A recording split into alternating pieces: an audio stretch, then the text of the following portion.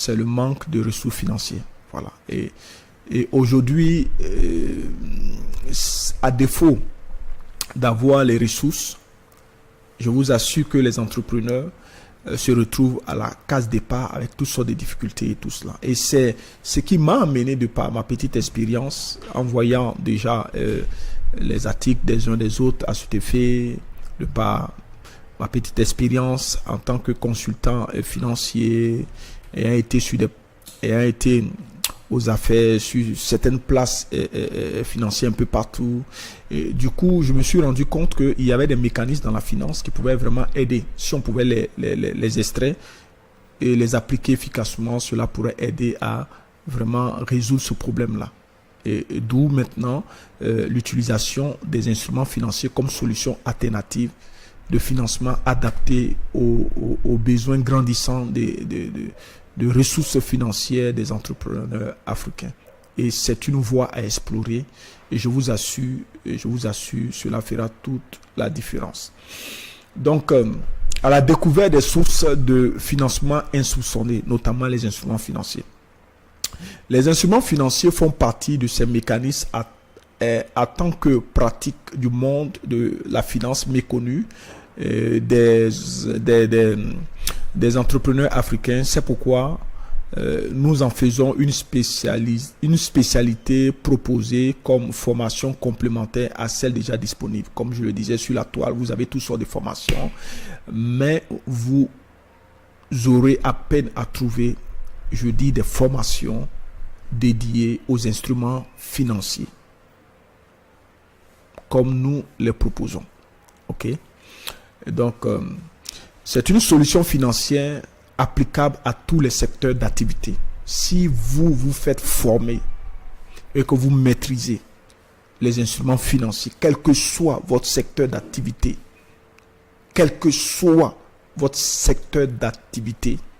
je vous assure, vous serez en mesure de performer. Ça, c'est sans commentaire. Il y a la haute finance réservée à l'élite dominante qui n'a rien à voir avec la formation académique, etc., etc. Appliquons à titre d'exemple ce concept à différents secteurs d'activité. C'est une compétence qui sera pour vous comme le couteau je peux dire le couteau suisse. Ça sera passe-partout. Que vous soyez dans le secteur du négoce international, dans l'immobilier, le e-commerce ou, si vous voulez, le dropshipping, l'agriculture, l'import, l'export, tout ce que vous voulez. Allez, faites vos recherches, voyez un peu, ok, sur la plupart des plateformes, que ce soit celles dédiées au négoce, à l'immobilier, ou e-commerce, à l'agriculture, à l'import, l'export. Voyez les producteurs, les fournisseurs, des partenaires avec qui vous souhaitez travailler. Essayez de checker et voir un peu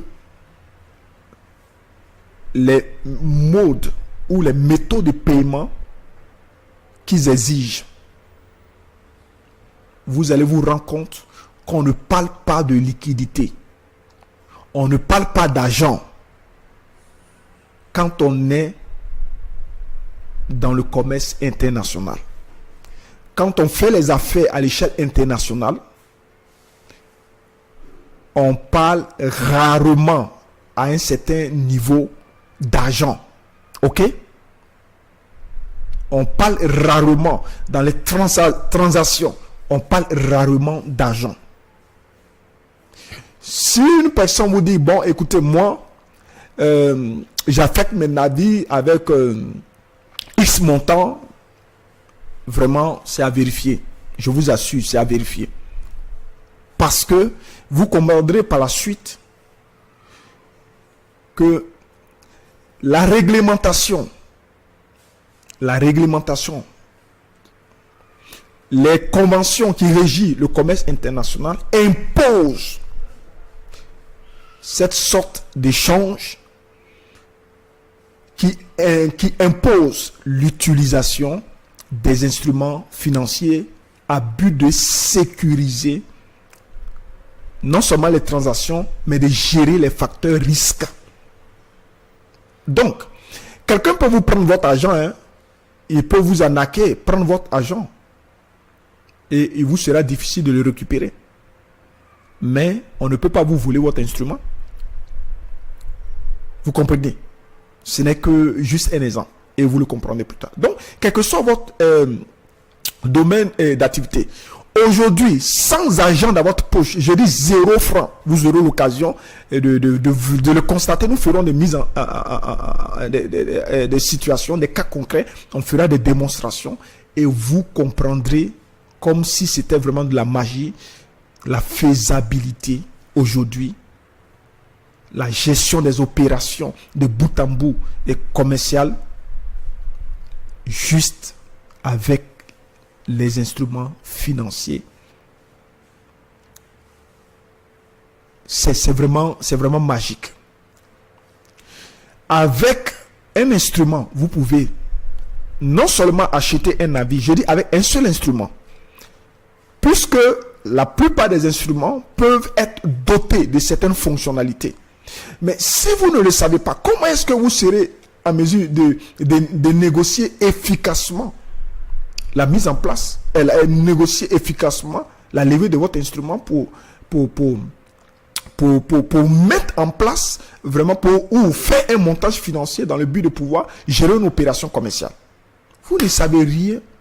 Même si vous sollicitez l'expertise d'une tierce personne, mais attendez, vous, en tant qu'ignorant, est-ce que vous savez, c'est pourquoi aujourd'hui, 95% aujourd'hui qui sollicitent des instruments sont arnaqués. Tout simplement parce qu'ils ne s'y connaissent pas. Ils ne savent rien sur ce sujet. Et c'est dangereux. C'est dangereux.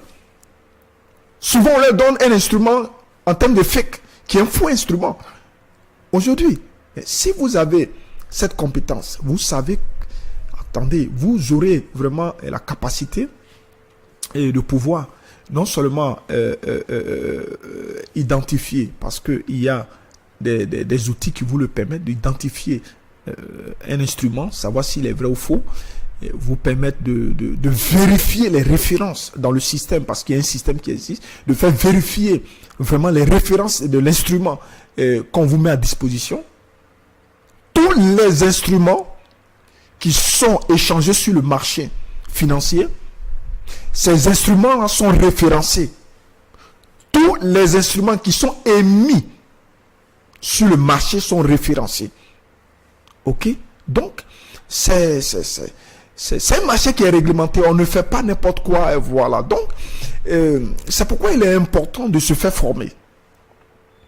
Et en fonction, tu auras l'expertise pour pouvoir négocier ton instrument en fonction de tes besoins qui sont vraiment spécifiques à ton activité.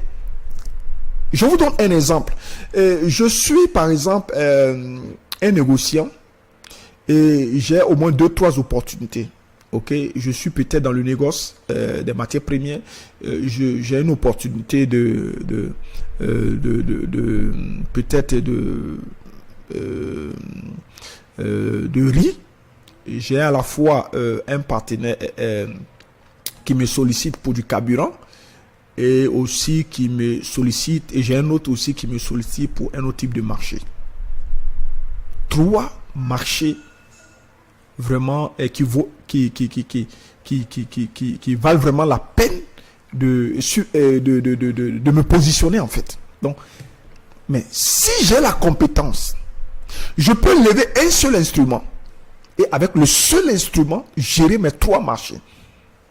Puisque on peut implémenter ou doter cet instrument de certaines fonctionnalités, c'est là où la différence entre un instrument et puis l'argent lui-même. L'instrument, il est flexible.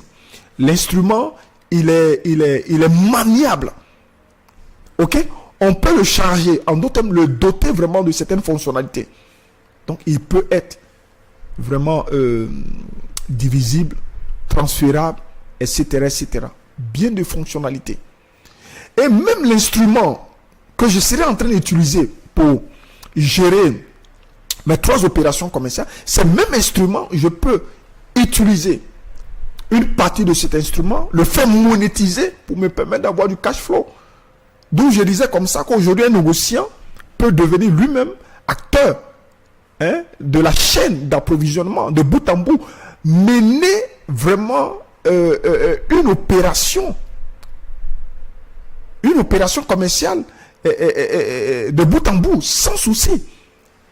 Non seulement il sera en mesure de payer son fournisseur, mais utiliser une partie de cet argent, une partie de cet instrument, le monétiser pour pouvoir couvrir vraiment la majorité des charges liées peut-être aux frais de transport, d'assurance, etc., etc.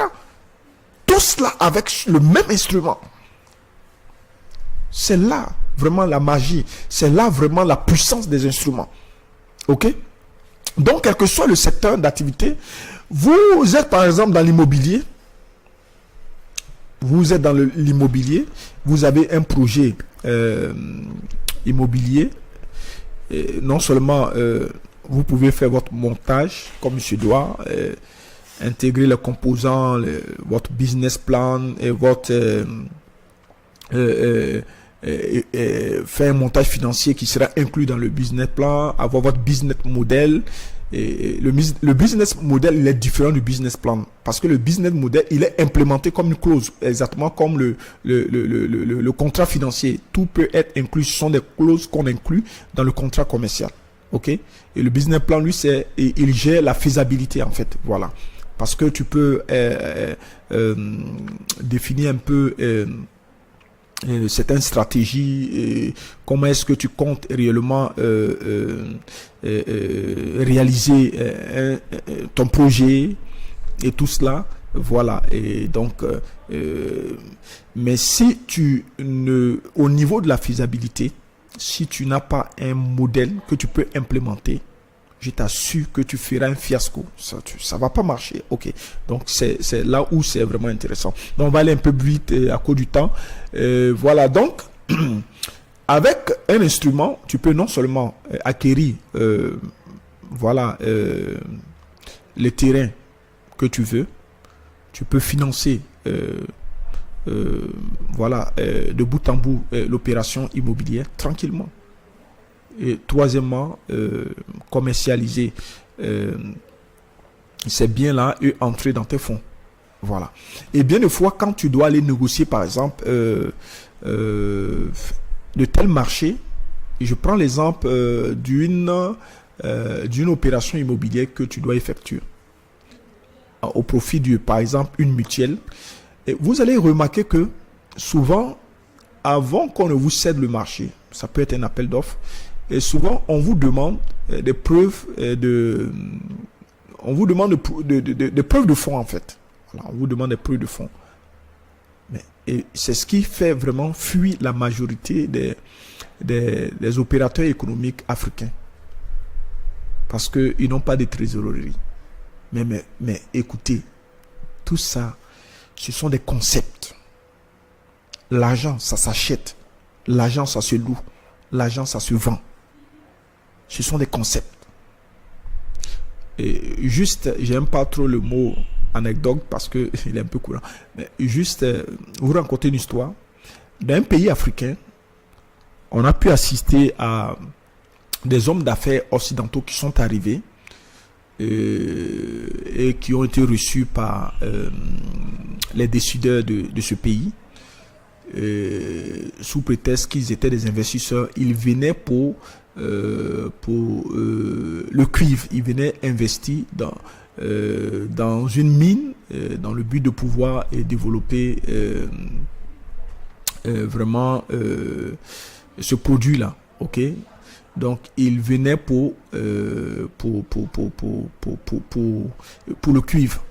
Et donc, quand ils sont arrivés, ils avaient que dalle dans la poche. Ils n'avaient rien. Mais ils sont juste venus avec un instrument financier. C'est tout.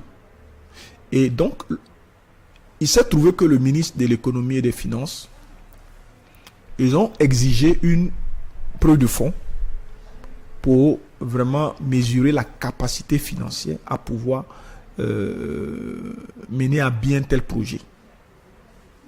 Mais il se trouvait que, étant des sachants,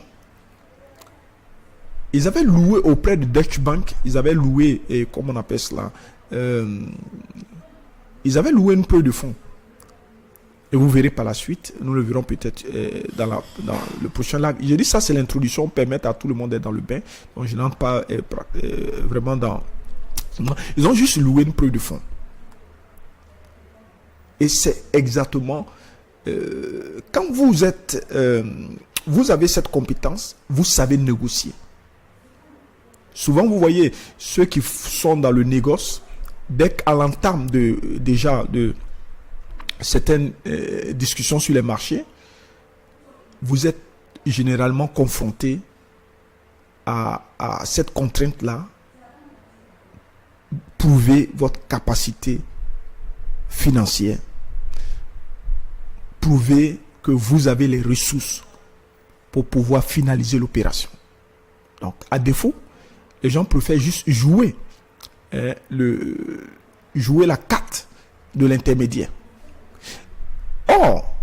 Or, si vous maîtrisez tout ça, vous maîtrisez réellement les instruments, vous saurez en ce moment quel est le type d'instrument que vous pouvez mettre en place pour résoudre ce problème. On a une catégorie d'instruments qui peuvent être utilisés pour servir juste vraiment de preuve de fonds, pour prouver sa capacité financière.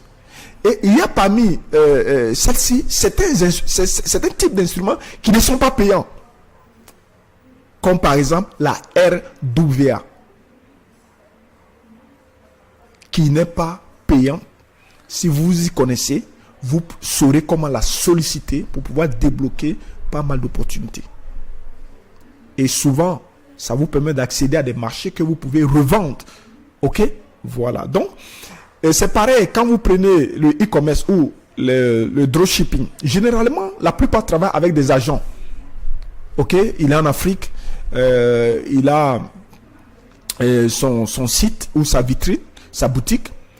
Et ses clients peuvent déjà aller effectuer des transactions, passer des commandes d'articles, et lui paye l'agent, et l'agent se charge d'aller chez le fournisseur ou à l'usine récupérer l'article et l'expédier. Mais l'agent travaille avec un instrument. Allez checker, tapez Alibaba. Allez, et voyez en bas les mots de paiement. Les mots de paiement, ce sont généralement les LC qui sont utilisés, qui sont des documents bancaires qui sont utilisés. Ce sont des instruments. On ne demande pas l'argent, on demande des instruments. Donc, ces agents utilisent des instruments et se substituent comme intermédiaires. C'est eux que vous enrichissez. C'est ça, c'est ça. C'est eux que vous enrichissez. Donc, quand on parle d'une telle formation, non, moi, oui, mais tu veux rester intermédiaire. Donc, le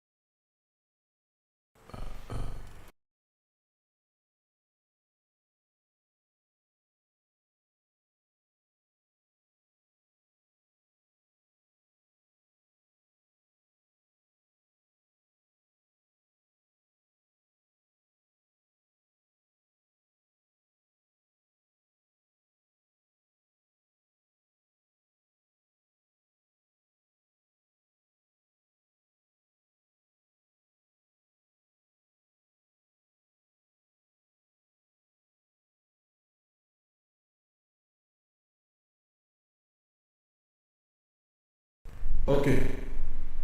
J'espère que ça va. Confirmez-moi que le son il est bon. Je m'excuse. Euh, le son. Oui. Est-ce que le son est bon?